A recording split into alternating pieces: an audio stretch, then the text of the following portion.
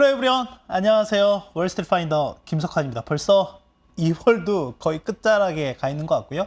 추위도 이제 한풀 많이 꺾인 것 같습니다. 증시는 어떨까요? 네, 다음 주 어떤 일정들이 있는지, 우리가 무엇을 봐야 하는지 바로 살펴보도록 하겠습니다. 자, 다음 주는 약간 쉬어갈 듯 하지만 그럼에도 불구하고 중요한 것들이 있습니다. 일단은 매월 초에 발표되는 것들 중에 3월 1일이죠. 우리는 일단 3일절이라서 휴장이긴 합니다만 그럼에도 우리나라의 2월 수출 데이터가 발표가 될 예정이고요. 그리고 미국에서는 2월 ISM 제조업 지수가 발표가 됩니다. 항상 말씀드렸던 것처럼 이 두 개의 상관관계는 매우 높다라고 말씀을 드렸고, 대표적인 경기 선행 지수다라고 말씀을 드렸기 때문에 요것들이 좀 어떻게 나오는지 봐야 될 것 같아요. 뒤에 제가 자료를 갖고 오지 않았기 때문에 미리 말씀을 좀 드리면, 두 지표 모두 일단은 전년 대비로 보면 상당히 항상 그 경기 침체나 이런 부분들에 있었던 것처럼 이렇게 이 직전 거의 저점까지 내려와 있는 건 맞다. 그렇다라고 하면 추가적인 하락 압력은 상당히 제한적일 수 있긴 하지만, 지하 1층에 있다고 다 다르다고 생각하자면 또 2층, 3층 있는 것처럼 이게 여기서 리바운드가 될지 아니면 계속해서 둔화가 될지는 흐름들 좀 더 지켜봐야 될 것 같습니다. 그리고 그 앞에 보면 컨퍼런스 보드에서 발표되는 미국의 2월 소비자 신뢰 지수가 있고요. 그리고 이날도 보면 약간 후행 지수이긴 하지만 주택 관련한 지표들이 계속해서 발표가 됩니다. 주택 가격들. 어찌됐건 계속해서 이렇게 둔화가 되는 모습들이 나오고 있기 때문에 파월 의장이 얘기했던 것처럼 주택 부문의 가격 둔화 움직임들이 올해 중반 이후부터는 좀 더 본격화되는지 좀 봐야 될 것 같고요. 그리고 3월 들어서면 유로존에서 발표되는 게 있거든요. 2월 소비자 물가 지수 잠정치가 발표가 됩니다. 유로존 같은 경우도 보면 특히 가장 대표적인 게 바로 에너지 가격이거든요. 에너지 가격이 계속해서 하락하는 모습을 좀 보이면서 물가가 하향 안정화되는 모습을 좀 보이고 있기 때문에 이 부분들을 좀 잘 봐야 되지 않을까 생각을 하고 있고요. 또 하나 이제 마지막에 보면 결국엔 미국엔 또 서비스업 관련한 지표가 또 발표가 되기 때문에 이것도 같이 잘 체크해서 보셔야 될 것 같습니다. 주요 일정들 중에서는 좀 굵직한 이슈들이 많습니다. 일단은 주요 일정 중에서는 중국을 좀 보셔야 될 것 같습니다. 중국에서 보면은 매년 3월 달에 열리는 가장 중요한 이벤트 중에 하나가 바로 양회라고 하는 게 있습니다. 양회가 있는데 이제 그게 3월 초에 개막을 할 예정이거든요. 양회는 정협 그리고 전인대 이렇게 나눠 있는데, 정협이라고 하는 거는 전국인민정치협상회의고요. 전인대라고 하는 거는 전국인민대표대회 줄임말이에요. 그래서 이 두 개를 하는데 여기서 중요한 건 여러 가지 내용들이 있긴 하지만 우리가 봐야 될 거는 뒤에서 좀 다루긴 하겠지만 올해 중국 경제 어떻게 될 거야와 관련한 내용입니다. 그래서 이 부분을 좀 보셔야 될 것 같고요. 매년 2월 달이 되면 미국 연준에서 통화정책 보고서를 발간을 합니다. 지금 아마도 이 영상이 올라간 금요일 밤 정도에는 나올 것 같은데, 일단 일정은 제가 다음 주로 넣어 놓긴 했거든요. 근데 이게 중요한 게 뭐냐면 이 내용을 바탕으로 해서 파월 의장의 의회 청문회가 있을 예정이에요. 그래서 이게 지금 예정은 3월 7일 날 되어 있다라는 점까지 보시면 좋을 것 같고요. 실적도 역시 보셔야 됩니다. 이미 이번 주에 월마트라든지 홈디포 이런 대형 유통 소매업체들의 실적이 발표가 됐고, 또한 올해 전망치도 얘기를 했는데 약간 올해 전망치가 좀 약했죠. 그런데 다음 주에는 또 다른 소매업체들 타겟이라든지 미국에 상장되어 있지만 우리나라의 대표적인 소매업체인 쿠팡이라든지, 그리고 목요일날 가면 코스트코, 베스트바이, 우리나라의 하이마트 같은 거죠. 이런 기업들의 실적 발표가 있을 예정이다라는 것까지 여러분께 좀 챙겨보시면 좋을 것 같습니다. 자, 본격적으로 제가 드리고 싶은 말씀을 좀 한번 드려볼게요. 일단은 지금 글로벌 투자자들의 심리가 어떠냐라고 하는 거죠. 그거를 우리가 잘 볼 수 있는 게 여기 스테이트 스트리트라고 하는 곳에서 발표하는 기관 투자자 신뢰 지수라고 하는 게 있고요. 또 하나는 뱅크 오브 아메리카에서 발표하는 글로벌 펀드 매니저 서베이라고 하는 게 있습니다. 자, 그런데 일단 지금 보면 일단 스테이트 스트리트에서 발표한 기관 투자자 신뢰 지수를 보면 전체적으로 보면 지금 유럽과 아시아는 좋다. 근데 글로벌과 미국 전체적으로는 좋지 않다라고 보면 될 것 같습니다. 이유가 있어요. 일단은 아시아 같은 경우에는 중국 때문에 좋겠죠. 계속 중국을 얘기하고 있지만 경제 재개와 관련한 얘기들을 계속 할 거니까요.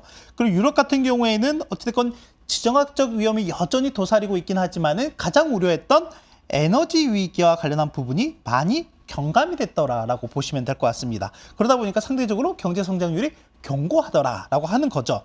에너지 같은 경우는 한번 보면 가장 우려했던 게 천연가스였잖아요. 지금 보시면 이게 지난 5년 평균과 최근, 그러니까 이번 겨울 넘어오면서 유럽의 천연가스 재고가 어떻게 되어 있는지를 준비한 표인데 보이시나요? 지금 현재 기준으로 보면 네, 2020년 대비 이때가 거의 뭐 20%대였고요. 지금 5년 평균치가 대략 39% 정도가 되고요. 지금은 네, 67% 정도 남아 있습니다.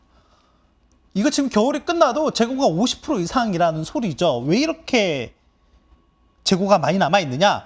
일단은 가장 큰 영향이 날씨예요. 날씨가 일단 따뜻했기 때문에 난방용 가스 소비가 적었다라고 하는 거고요. 또 하나는 엄청나게 소비 절감을 했다라고 하는 거죠. 이게 지금 보면 작년 8월부터 올해 1월까지 내용이거든요. 천연가스 유럽 내에서 얼마만큼 소비 절감을 했느냐라고 하는데 이 평균치가 19.3입니다. 거의 20% 소비 절감을 했다라고 하는 거죠. 그러니까 앞에서 보셨던 것처럼 재고가 이렇게 많이 쌓여 있는 상황이다라고 보시면 될 것 같습니다. 그렇다면 지금 유럽의 에너지와 관련한 위기가 수면 아래로 들어갔느냐? 그렇진 않죠. 계속 잠재적인 이슈는 될 가능성이 높다라는 점은 꼭 한 가지 체크하고 가야 되지 않을까 생각이 되고요.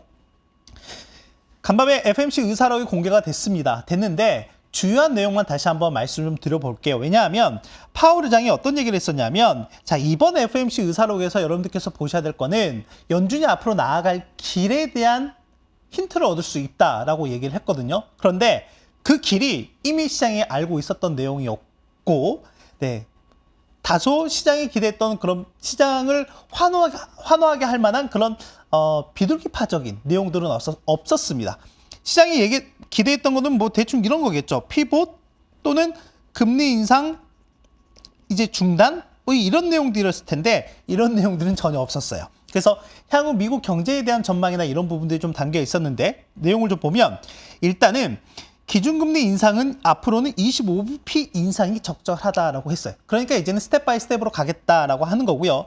지난주에 약간 시장을 발작 일으키게 했던 게 바로 일부 연준 위원들, 특히 뭐 클리브랜드의 로레타 메서라든지 세인트루이스의 제임스 블러드 이런 연은 총재들이 야 50bp 해야 돼. 그러니까 목표치를 그 이상 높이자라는 거 하는 게 아니라 목표에 도달하기 위해서 좀 더 빨리 가자라는 걸로 이해를 하시면 될 것 같아요. 그래서 일부 위원들은 50bp 인상을 주장도 했다라고 했고요.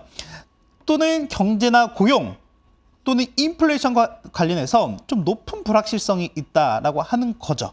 지금 고용 같은 경우는 아시겠지만 엄청나게 긴축적이잖아요. 타이트하게 되고 있죠. 그래서 이런 부분들이 인플레 압력을 키우는 요인으로 작용을 할 수도 있다라고 하는 거고요. 또 하나는 상품 물가를 중심으로 해서 인플레 완화가 좀 긍정적이긴 하지만 서비스 물가라든지 다른 부분들은 아직까지 그렇게 눈에 띄게 하락하는 모습을 좀 보이고 있지 않기 때문에 또 그걸 지탱하고 있는 게 바로 방금 말씀드렸던 이 긴축적인 고용 시장 때문에 그렇다라고 하는 거죠. 그래서 더 많은 분야에서의 광범위한 인플레 둔화 진전이 나타나야 된다. 이런 내용들이 있었다라고 보시면 될 것 같아요. 그러니까 전체적으로 내용은 매파적이었어요. 매파적이었다라고 보면 될 것 같고요. 시장에서 기대했던 이런 피봇이나 금리 인상 중지 뭐 이런 것들은 없었다라고 보면 될 것 같습니다.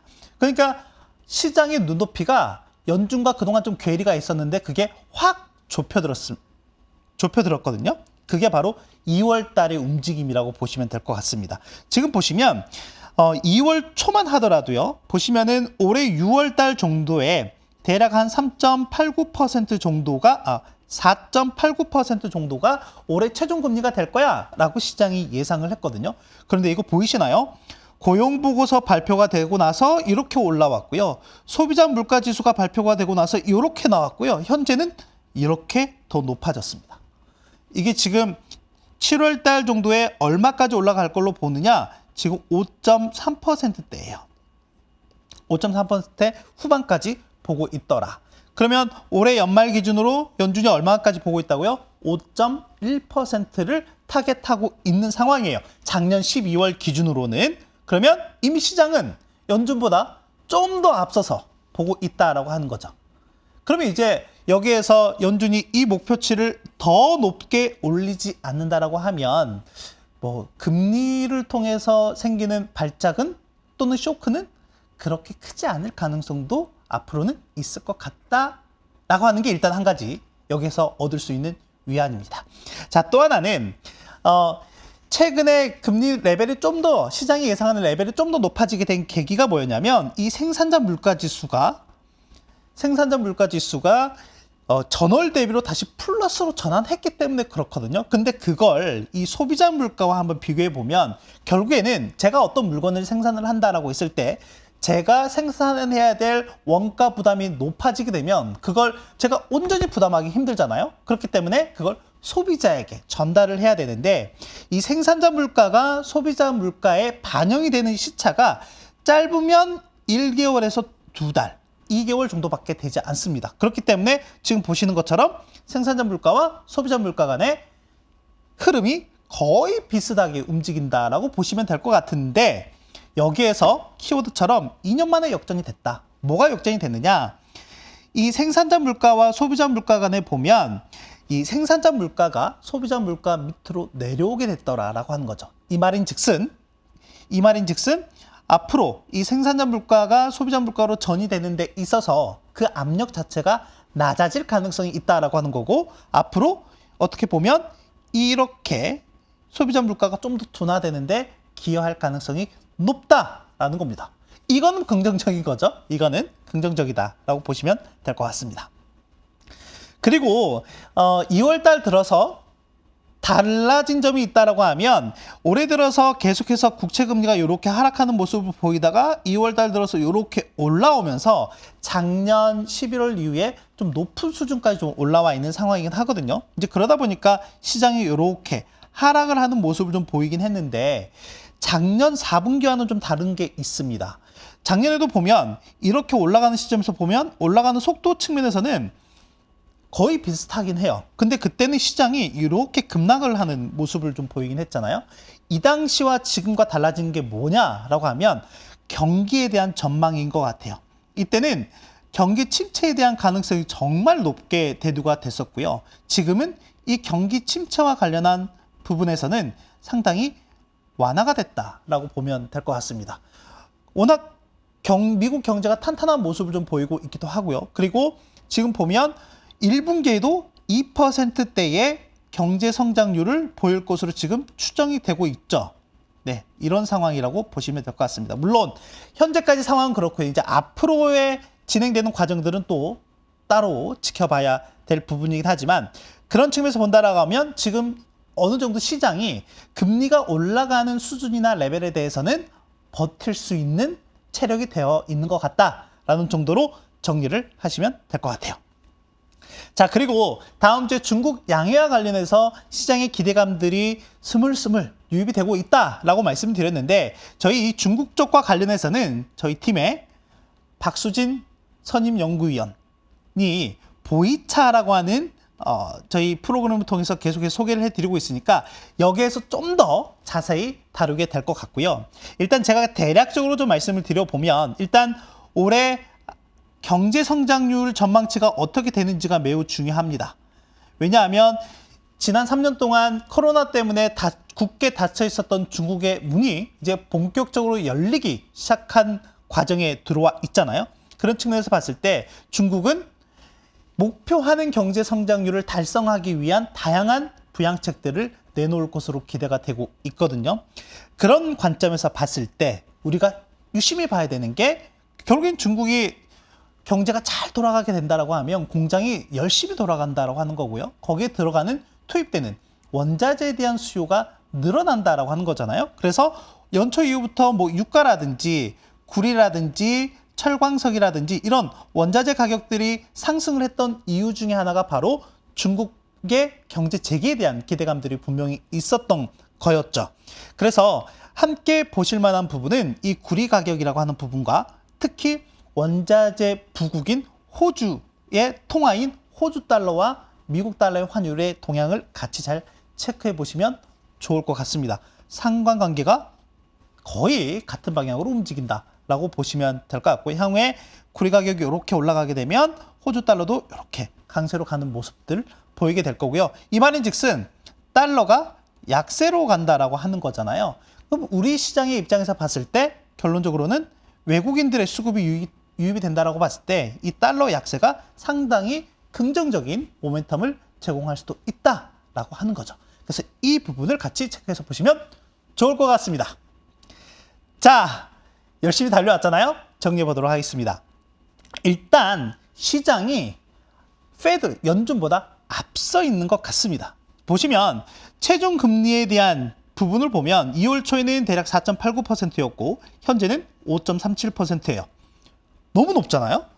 아까 말씀드렸던 것처럼 시장은 연준은 올해 연말에 5.1%로 보고 있다라고 말씀드렸잖아요. 물론 3월 FOMC 회의에서 업데이트를 할 예정이긴 합니다. 그리고 또 하나, 물가 둔화와 관련해서는 이 생산자 물가 지수가 소비자 물가 지수를 2년 만에 역전하는 모습이 나타났다라고 말씀을 드렸잖아요. 이 말인즉슨 향후에 이 생산자 물가가 소비자 물가에 전이되는 데 있어서 그 압력 자체가 낮아졌다라고 하는 거죠.